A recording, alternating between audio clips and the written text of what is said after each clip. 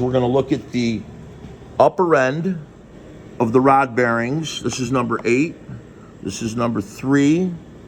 You see the upper? You saw this in the previous video. This is your rod knock here. That's right. That's your upper. And this is number 1, 2, 3, 4 we just measured. And look at the lowers. We're almost done, production TV video guy.